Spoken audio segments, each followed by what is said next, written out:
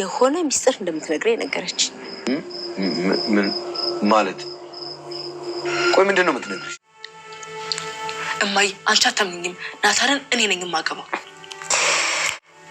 አይ የኔ ልጅ አንቺ ገና ብዙ ያልገባሽ ነገር አለ። ወንዶችን አታውቂያቸው። አንድ ጊዜ ከጠሉሽ በቃ ጠሉሽ። እሱን አሳይሻለሁ እማዬ። እኔ እንግዲህ የቻልኩትን ሁሉ አድርጌልሻለሁ። ከእንግዲህ በኋላ ደግሞ በራስሽ መንገድ ሞክሪ። ናታን ከእንድርቅ ያደረጉት ሰላምና ዳጣ ናቸው። ኤቢ እነሱ ጋር ጣትሽን ከመጠቆምሽ በፊት እስኪ መጀመሪያ ራስሽን ፈትኝ።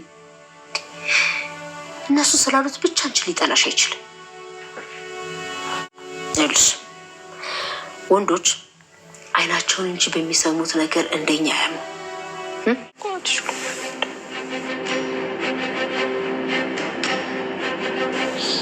እንዴ አረ ተለጠፍሽበት? ግድ አይደለ? ለምን እንደምለጠፍበት ደግሞ ይኸውልሽ ከጋብቻ በፊት ያቺን ነገር ያዋ አረ ሰላም ይሄን ያክልማ እጅ ላርግሽ ነው እንደምታስብ ሽማግሌ ልኮ ይኸውልሽ ኃይሉ ጋር ካላለማ አያገኘኝም። ሰላምዬ እግር ይበላል። አንበሳ የኔ ቆንጆ ለነገሩ ይሄ ላንቺ አይነገርም። አያሳሽብሽ ሰላምዬ።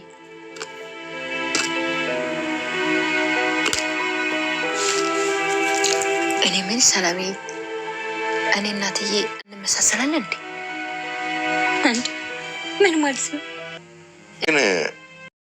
ወይዘሮ ማርታ ዛሬ በጣም ጥያቄ ተደባብሮባታል። እሱ ምንድነው ካላችሁ እንግዲህ ሰላም ደረጀን ልጅን ያለችበትን ነገር አሳውቀኝ፣ ንገረኝ ከዛሬ ነገ እያለች ብዙ ነገሮችን ብትለውም እሱ ግን ከዛሬ ነገ እያለ በነገራችን ላይ እሱን በጣም ጭንቀት ውስጥ ነበር። እንግዲህ እንዳያችሁት ደረጀ ራሱ ባለፈው ክፍል እንዳያችሁት በጣም ጭንቀት ውስጥ ነበር። አምላኪው ይሄን ያክል ከተቀጣው አይበቃኝም፣ ፈጣሪ ወይ መንገዱን ምራኝ፣ አምላኪው መንገዱን ምራኝ እያለ እንግዲህ ጸሎት እያደረገ ነበር። አሁን ይሄንን ቤተሰብ እንግዲህ ልጆቹ ሲጫወቱ እያየ ነበርና እንግዲህ ኮሊደር ላይ ቆሙ በጣም እያዘነ እየተገረመ ነበር።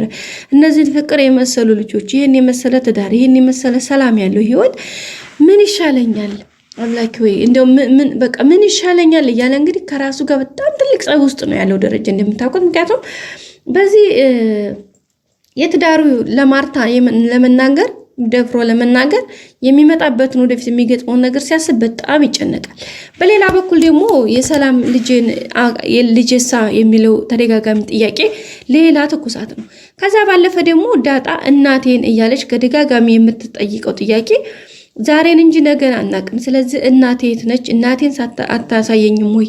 ለምንድን ነው አንዳንድ ነገሮች ውሎ ባደሩ ቁጥር ሌላ ስር እየሰደዱ ነው የሚመጡ? ስለዚህ እባክህን እያለች እየተማጸነች ትገኛለች። ያ ነገር ሲመጣበት ደግሞ ሌላ ይሆንበታል። በሌላ በኩል ደግሞ አብጌል እዚህ ጋር ነገሩን ለማፍረጥረጥ የአባቷን ነውር ለማውጣት የምትጋጋጠው ነገር በጣም ሌላ አሳስቦታል። በዚህ መካከል በዚህ በአራቱም ችግሮች መካከል መሀል ላይ ያለው ደረጀ ውስጡ በጣም ከጭንቀት የተነሳ ሌላ ነገር እያሰበ ይገኛል። በመሆኑ አሁን ላይ ምን ማድረግ እንዳለበት መወሰን እስከሚያቅተው ድረስ ለማርታ መናገር አለብኝ ብሎ ሲወስን ማርታ በቃ ማለት ምን ይሆን ይችላል ምላሿ? የራስ ጉዳይ ብላኝ ብትሄድስ? ትዳሬ ቢፈርስስ? ልጆቼ ቢበተኑስ? ህይወቴ ቢመሰቃቀልስ? ምን ይሻለኛል? ከዛም አልፎ እንግዲህ ማርታ በጣም የትዳሯን በጣም ነው የምታምነው፣ በጣም ነው የምትተማመንበት። በቃ ብዙ ነገር ነው መስዋዕትነት ልትከፍል የምትችለው ሰው። በዚህ መካከል ላይ ይሄ ነገር ተፈጠረ ቢባል ለዛውም ደግሞ ይሄን ያክል ዓመት ይሄን ያክል ዘመን የቆየ ነገር መፈጠሩን ስታውቅ ደግሞ በቃ ራሷንስ ብታጠፋ ማለት በቃ ከምትችለው በላይ ሆና ፌንት በልታ ለካ በቃ እስካሁንስ ያለው ህይወቷ ለካ የቃቃ ጨዋታ እንደሆነ ቢሰማትስ የሚለው ነገር በጣም ግራ ጋብቶታል። በሌላ በኩል እንግዲህ ደግሞ ሰላም ከአንድ ሁለት ሶስት በማስጠንቀቂያ ጭምር ነግረዋለች። ካልሆነ ደግሞ ለወይዘሮ ማርታ እንደምትነግራት አርጋ እንግዲህ ነግረው ነበርና ዛሬ እንግዲህ ውጭ ላይ ወጥተው እንግዲህ ዘና እያሉ ነበረ ባልና ሚስት ማርታና ደረጀ። በመጨረሻም እንግዲህ ወይዘሮ ማርታ ምንድን ነው ያለችው?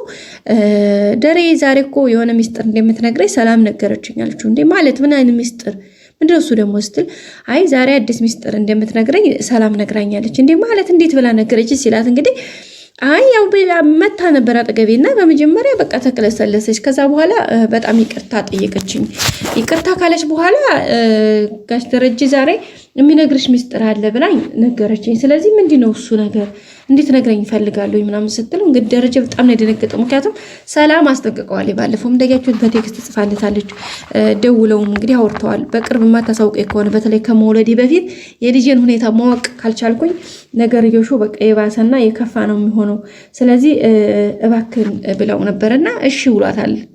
ተረጋጊ እኔ 20 ዓመታትን አስቆጠርኩኝ እዚህ ቤት ነው የተቀመጥኩት እንግዲህ ልጄን ብዬ እንጂ ከዚህ ቤት ወጥቼ ራሴን ህይወት መኖር ቸግሮኝ አይደለም። ስለዚህ በቅርብ ደግሞ አዲስ ነገር ይኖራል ብለ ተስፋ ከሰጠኝ በኋላ ጭራሽ ሌላ ህመም ሆነብኝ።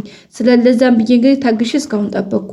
ስለዚህ ካሁን በኋላ ግን የምታገስበት ምንም አይነት ነገር እንትን የለኝም ብላ ነበር ያለችውና እንግዲህ ምንድነው ያደረገችው ለወይዘሮ ማርታ ሄዳ እንግዲህ በቃ ጥቆማ ሰጥታለች። አሁን እዚህ ጋር ደረጀ እንግዲህ ሲጨነቅ የነበረበት ነገር ፋል እያያዘ ነው ማለት ነው። ማለት እንግዲህ የሚሆነው ነገር ይሁን እንጂ ተደብቆ ምንም የሚቀር አይደለም። እሱም ካቢደብት ካሁን በኋላ ሰላም ትነግራታለች ለማርታ። ኦሬዲ ነገረቻት። በቃ የሆነ ምልክት ሰጣታለች። በቀጣይ ላይ ደግሞ ያለውን ነገር አብራርታ ትነግራታለች።